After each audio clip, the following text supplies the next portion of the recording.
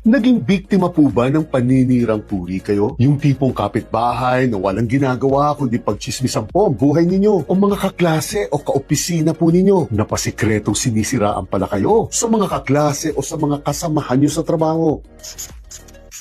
Dahil hindi po sakop ng ating freedom of speech and of expression o ng karapatan po natin sa malayang pamamahayag ang paninirang puri po ng ibang tao. Dahil unang-una po ay may krimen na pong slander o oral defamation o paninirang puri po sa bansang ito. At nakapaloob po ito sa Article 358 ng ating Revised Penal Code mismo. At may tatlong uri po ng slander tayo. Ang simple slander o yung hindi po masyadong nakakainsulto, ang paninirang puri po na sinabi tungkol sa iyo. Halimbawa po, kapag tinawag pong walang hiya o matapobre po kayo. At ang pangalawa po ay ang serious slander o kapag sobrang nakakapanirang puri na po talaga o isang krimen na ang sinasabi po nila tungkol po sa inyo. Halimbawa po, kapag tinawag na po kayong magnanakaw o pokpok ng ibang tao. At ang pangatlo po ay ang slander by deed o kapag hinaluan na po ng aksyon ang matinding paninirang puri po na sinasabi sa inyo. Halimbawa po, kapag dinuraan po kayo o pilit na pong hinuhubaran kayo sa harap ng maraming tao habang tinatawag po na magnanakaw o pokpok po kayo. At ang pangalawa po, ito po ang mga elemento ng slander upang lalo pong mas maintindihan ninyo. Dapat po ay may defamatory imputation o may paninirang puri po sinabi tungkol sa inyo. Dapat po ay verbally nilang ginawa ito o sa pamamagitan po ng pananalita mismo. Dapat po ay sinabi ito sa at least 2 tao. Dapat po ay pinangalanan po kayo o malinaw po na kayo talaga ang tinutukoy ng mga pananalitang ito. At dapat may halo pong malisya ang pagkakasabi po nito. Kaya ang pangatlo po, kapag pasok po ang lahat ng elementong ito sa nangyari po sa inyo, maaari na po kayong dumulog sa barangay sa inyo upang makapagreklamo. Dahil tandaan po ninyo na kapag simple slander lang po ang reklamo ninyo, may 2 buwan lang po kayo upang gawin ito. At 6 na buwan naman po kapag serious slander na o slander by deed na po ang inirereklamo ninyo. At kapag manalo po kayo sa kaso, makukulong po ng hanggang 2 years and 4 months ang inaakusahan po ninyo. At huwag niyo pong kalilimutan ito na pagdating po sa slander o sa paninirang puri, ang pagsasabi po ng totoo ay hindi po sapat upang makalibre po kayo sa mga kaso. Napakahalaga pong mapatunayan ninyo